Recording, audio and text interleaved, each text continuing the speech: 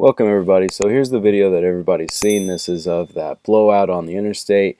It's coming up very shortly. This RV suffers a blowout on the driver's side front, and then it gets sucked down into the ditch fairly quickly. Driver makes a good save right there not to go into the oncoming lane of traffic. Ultimately it flips over. And here is another version. I've slowed it down in key spots, so let's take a peek.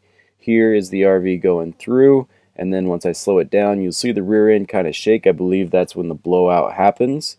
Then we're going to slow it down even more. We're going to get an up close view. You can see that light come on. That is not a brake light. That is his turn signal. I think that's the RV driver trying to correct the steer, and I don't know if he let off on the gas or what, but he gets sucked down. He or she gets sucked down, saves these two cars. You can see how he tried to get it, he or she tried to get it lined up, didn't work out, and then the RV tips over to the side. I am not a tire professional. You're responsible for your own safety. I would also like to thank the Louisiana State Police for allowing me to use that video. When dealing with these tires, the number one cause for blowouts is overexertion of the tires, basically putting too much weight on the tires past what they're rated for, and also the inflation of the tires. It's a very, very good idea to check your tires before each time you drive. What happens a lot of time in the spring, people will have their RVs sitting all winter, and when they go to take them out for the first time in the season, they don't think about the tires, and then blowouts happen. The very first time I watched the video, I thought the driver hit the brakes. I thought that's what caused the dive down into the ditch. But after reviewing the video and zooming in, as you just saw, the driver didn't hit the brakes. I think that the light that we saw is as the driver was going down the road, he or she tried to correct the steering, and then when he or she did, they bumped the turn signal, and that's what that flash of light we saw. Those were not the brakes. What I think may have happened, I'm not too sure. I'd have to ask the driver that was driving at the time, but I think what happened was they let off the gas. And the reason why I think that is, when a blowout happens, you're not supposed to hit the brake, you're not supposed to let off the gas pedal, you're actually supposed to accelerate. And let me explain. If I'm driving down the interstate or highway and this tire blows out, there is going to be a force pulling the RV this way. And if you hit the brakes, the momentum, that force, is going to be magnified. So what you're supposed to do is hit the gas. What that does is it puts the momentum forward. It keeps you going straight. It takes away from the side momentum trying to pull you down. Now, if that driver, if they did, we know they didn't hit the brakes, but what they might have done was let off the gas. So that puts all that force that's driving it forward off the back wheels, it puts all that force down on the front of the RV. It pushes the RV down, and I think that's what happened in that video. So I'm not saying that you're supposed to accelerate and gain speed. You're just supposed to accelerate enough to the point to where you regain control.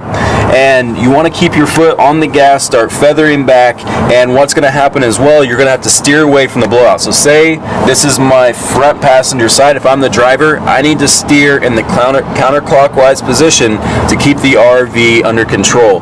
Once I get it under control, I can start feathering off.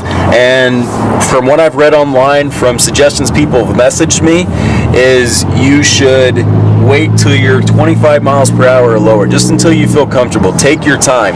And you know, it might completely ruin this rim, but I mean, if you look at that video, if you really look at it, that is absolutely nothing. Even if the tire comes off, starts scraping your insides, like messes up your finish, obviously that is not that big of a deal. Your safety is way more important than, you know, cosmetic problems. And I'm not going to self-promote here, but what I did is I got a TPMS sensor. That's one of the first things I bought before I even hit the road. What I'm getting at is your preventative maintenance, you keeping an eye on your tires, is going to be the number one thing. doing whatever is not going to make 7-year-old tires brand new. You're going to have to keep your tires in shape. You're going to have to keep an eye on them. Like I said, I personally use a TPMS system that keeps track of the temperature and the PSI as I'm going down the road, because I'm a very cautious person. And, you know, I know that front end blowouts are, you know, some of the biggest safety concerns for RVs. And the same procedure goes for the rear tires as well. If you have a blowout in the rear, same thing. You know, you accelerate until you gain control, and then you can slow down from there. So once again, everybody, I am not a professional. This is from the research I did and from the messages people sent me. There's a lot of great information out there. You can check out other videos besides this, but 100% the best thing you can do is prevent a blowout, and there's many different ways you can do that. I do that personally by TPMS system. Some people believe in them, some people do not. I have one. And also just keeping an eye on your tires, you know, like make sure you're keeping up with them. And if a blowout occurs, because me personally, I didn't know about this till I saw the video, so I think this is a great opportunity for people to learn. And then in the future, if Lord forbid you do have a blowout, you'll act accordingly. You won't hit the brakes out of panic, and you'll keep you and your passengers safe.